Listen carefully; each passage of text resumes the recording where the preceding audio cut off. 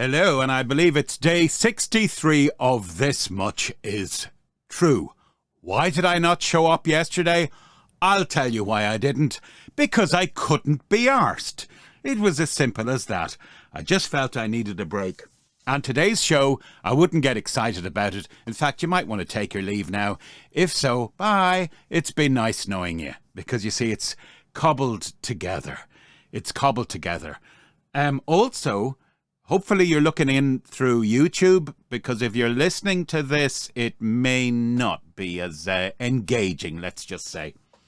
Now, it's been raining like cats and dogs, or as they say in Japan, dats and cogs. See what I did there? All day long. It's miserable, or freaking miserable. And one of my neighbours, it's not their fault really, it's a rented house, and they have, you know, like the guttering essentially around the top of their roof. Well, it's piled up with some kind of soil or gunk. You know the way plants kind of grow up there if the thing gets blocked. And we look after our house very well. Our fascia, I can never pronounce it, and all our guttering is all correct. But their thing is spilling all over into ours. Sorry, let me get to the point. It drenches me every time I leave the studio here to go out and get a cup of coffee. Not only is it drenching me, it's damaging the step below. And if it collapses, it'll bring the guttering down on top of our conservatory. So I said to my wife today, I said, she said, I've been in touch with the guys. I said, well, I'm going to have to go ballistic on their ass, because there's no way I am going to pay for that if it damages our conservatory. What's today's show about? Well, you might remember if you do look in, and hello, by the way, to Jerry, who made contact, as did Mick as well. Hi, Mick. It's Connolly, by the way, Connolly, I believe is that name. And your Mannings would have originated in Galway, perhaps. That is O'Manine. Not my ones originated in England. So, Mick, you're in the UK, I take it, right? Yeah. Okay. And hello to my own lovely sister Tara as well, who dropped by on the occasion of our late brother's anniversary and made some nice comments about Jerry's music and what a nice guy he was. So, just really quickly, you might remember a few weeks ago I had this thing. It just kept coming to me, and part of me was just saying, you're just fancying yourself. But I felt I was being called to a certain area of Dublin, an area, quite a historic area, Inchicore / Kilmainham. Kilmainham jail, of course, where all our patriots were executed by the British in 1916. Only down the road from that, I felt constantly being called to a place. And, you know, I felt there was water down there, and I reckoned timeline-wise, the last time I had been down that road would have been 1980, like 44 years ago. And suddenly it just kept popping up in my mind. And as I said, whether it was fanciful or whether there was some kind of, I won't say paranormal, but spiritual reason for being, I had to investigate it. And having the best friend in the world, he's back in the States at the moment, Steve said, come on, Marco, let's get the van. Get going in the van and get it ramped up, and we'll head over. That's the kind of guy he is, to Kilmainham at night. So stay tuned if you want to see what went on, or what didn't go on, as the case may be, but what it was like to ride shotgun with us. Now, also tonight, I'd like to address some things. Again, some of you might be too young, but classic album covers. Tonight, I just want to talk about this one here, and maybe we'll get into Wham's one as well. This is The Human League, produced by the late Trevor, I think his name was Trevor Rushent, but Martin Rushent. It's a beautiful cover, as you can see. It has all the four members in it, if you pardon the expression. The four pricks. No. Anyway, there you go. Obviously, the three key ones are Phil Oakey and Suzanne and Joanne.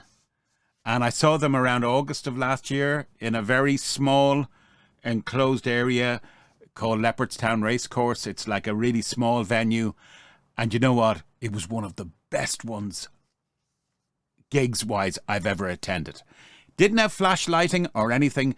I was just there with people who were very influential to my growing up, with my two beautiful hero ladies and my lovely hero in the middle.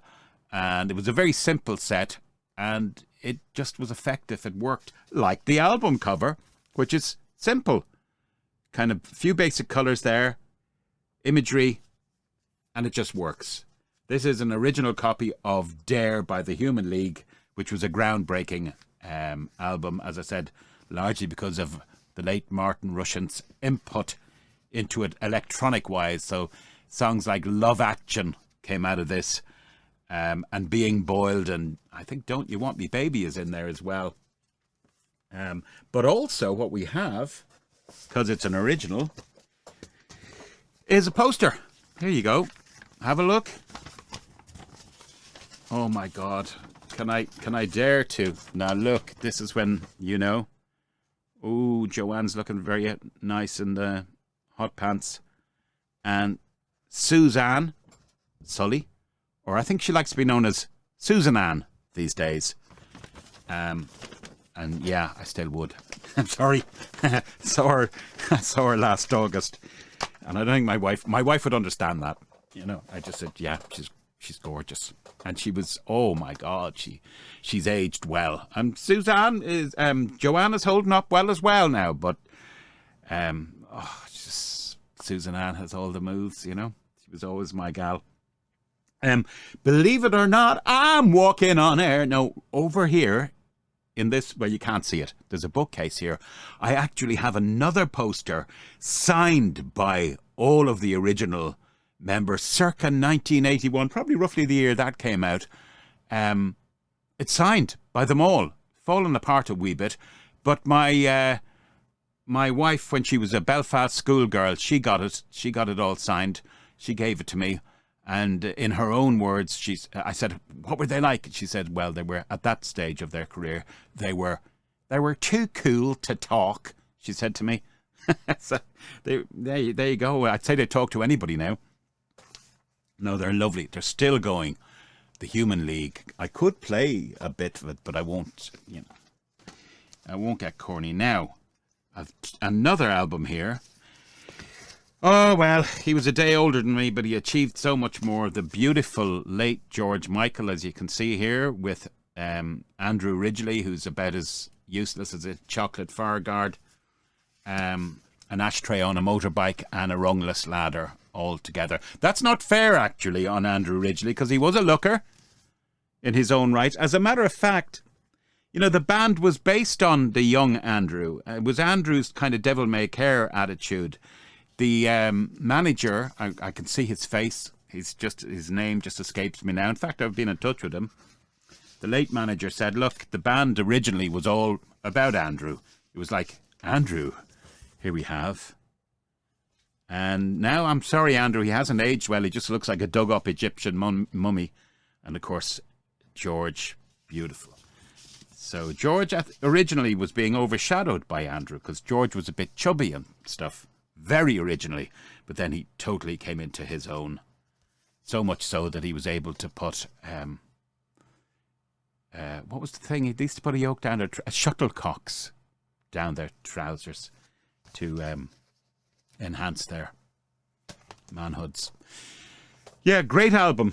Sorry, I'm just going to pick it up again here. But I mean, they had great names. They were catchy names. Wham, Make It Big. They also had one called Fantastic, which was, I think, their first one.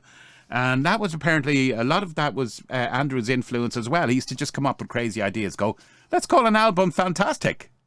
Now, that could backfire as well, because the critics could say it's shite. But no. I mean, when you're just calling it out on radio, you go, Fantastic, from the album Fantastic. Something subliminal definitely at work there. As was Make It Big. How prescient was that? And they did. They made it huge. On a disgustingly short space of time. I mean, by the time they retired, Wham, they were only barely 23 years of age. So they had... Oh, jealousy doesn't even go there. Now, to bring a bit more down to earth, right, is the Boomtown Rats with Bob Geldof, right? This was a fine album, and indeed it is called The Fine Album of... The Fine Art of Surfacing. I remember seeing this. I think it dates from around 1979. This is my wife's copy. All these were found in an attic recently. And as you know, vinyl's come back into vogue. So, see that way I said that? I kind of swerved into it, didn't I, vocally? Vogue! And I have, as you can see behind me, a player. Thank you, Stephen. Again, generous Steve. But we have another one in the house now as well. It's mad, isn't it? You know, do you remember, like, no way anyone's ever going to touch vinyl again? Think again. So, yeah, this is a great album. I remember kind of wanting it and probably not being able to afford it at the time. There's a yearning every time I look at it. It was going past the shop. I lived in an area called Rathmines, and they built a shopping centre sometime in the late 70s, and by the late 80s, I'd say, it was like they pulled it all down again. This used to be on sale there. Nice to watch this album, and think about it as a Prezi. I have another one as well, the famous one, Tonic for the Troops. That's down there, but I don't want to expose my arse to you as an anorectical angle. You would not like it. It's too heavy. Shitty day, folks. Been busy, but not busy. You know, one of those ones where things just talking to call centres. Do you know what I mean? Have you been there? And in I'm trying to give these fuckers business. And then during it, like, oh, they cut the conversation off or something goes wrong on their side. I'm literally trying to sign up for something today. I was like pulling teeth. I wouldn't mind only the company, and it's a big one. It was one of their former VPs, vice presidents. This is a friend of mine. He gave me this thing and I was trying to redeem it, and yeah. Oh, before I talk about the Kilmainham incident, or before you see it, incident anyway, that's grandiosing it up. Before I do all that, again, hello to everybody. Hello to Ray, hello to Tara, hello to Jerry, and hello to, I couldn't forget my Susan in Yorkshire, and did I say Jerry as well? And Mick. Yeah, thank you. You keep the thing on the road, because otherwise, no. Yeah, they'll stay for the 90 days or thereabouts.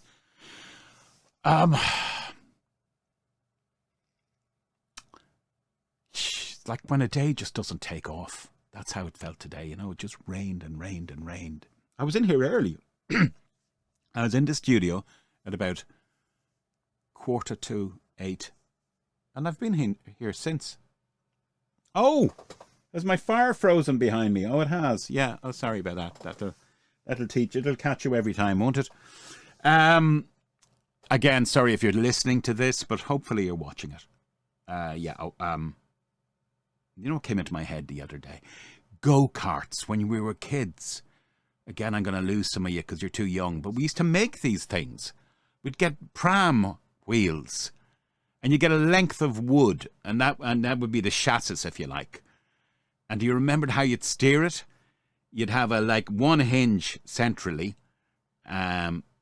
which would be and you didn't have a steering wheel, so you put a piece of twine and you'd pull it left and right and steer yourself, and your mates would be pushing you down the hill, and you'd be taking your life quite literally in your hands. And we got a bit more sophisticated in the early 1970s with the army brats I hung out with. We got, do you remember the, and they're still around, like the Lambretta scooters. Now, this will give you an idea how small I was, right? Just the seat part of that, you know, the bit that goes over the wheel, the bit you'd sit up on. Well, you could open the cushion on it. You could open it up. It was on hinges. And we took that and made it into the body of a cart and put 4 wheels underneath it. And I was small enough I could fit into it. And we put lights on it. And I remember we were booting around, and I was lucky. I was so small I could go into it. I was lying on my tummy. Yeah, it's going to lose a lot of you. Look, here's what happened when I visited Kilmainham based on a hunch 2 weeks ago. Don't get excited. I wouldn't even break out the popcorn. I might just take a wet flannel if I were you and look at this. Okay, gang, so I feel I've been called to this area in Dublin 8. It has changed beyond all recognition to when I was a young pirate DJ. So we're coming up towards Kilmainham Jail here, which is quite historic. That's the old courthouse. The jail is here with the light on it. We're just about to pass it now. Literally within feet of here, behind that wall, was where a lot of Irish patriots were shot dead by the British in 1916, which eventually led to our freedom. As we move down here, along this road, it's all gone now. This used to be Radio Dublin, the famous Radio Dublin, probably where those white gates are on the right here, just where that white wall is, yeah, kind of along there. Okay, so this is the place, Steve. This is the lane I'm being drawn to. We probably can't fit this van down here. So I'm convinced I went down here around 1980. I wouldn't try it, Steve. I can get out and walk. And I feel there was water down in this area, like a water mill. So I'm going to get out here in case we cause any suspicion, and I'm just going to go with my camera and see what's down here. Why am I being drawn to this place? It is the night of February 22nd, 2024, and I haven't been here since 1980. So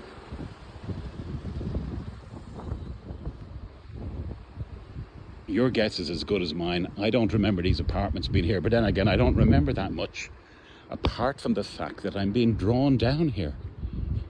It looks like I can't go very far. So that's the kind of older houses up here. Look at this. What happens behind the door? Obviously just residential. And then it looks like we're going into an apartment complex here. So this is where I stop. Now I Google Earth this only recently. And couldn't see the water. Now that's Steve on his van, so we'll keep him out of shot. It's just a bungalow down here.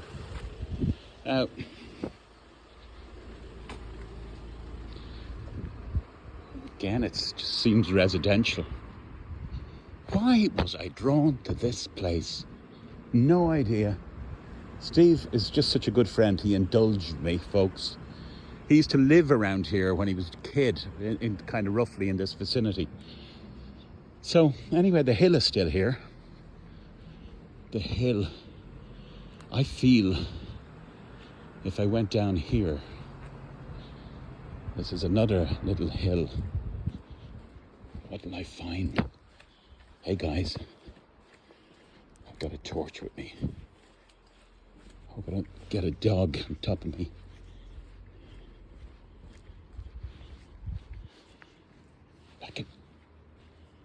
I think I can actually hear water. There's cars, so it's residential.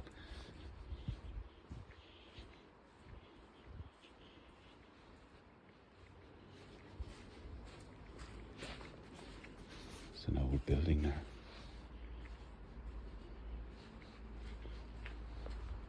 Apartments. I'm convinced I hear water.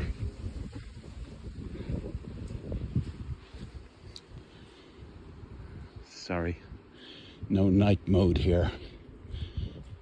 But anyway, there you go. There is no mystery. I've just been drawn to this place purely as a memory from 44 years ago. Thank you for joining me. This is scary era, as well as this much is true. Good night. So, there you go. Bit of a damp squib, no? But what I can tell you, which didn't really come across in the video, was I'm pretty sure I could hear the water. And that's what I had a memory of. There's water down in this place. Yet, I'll be honest with you, when I looked on Google Earth, I couldn't see any water.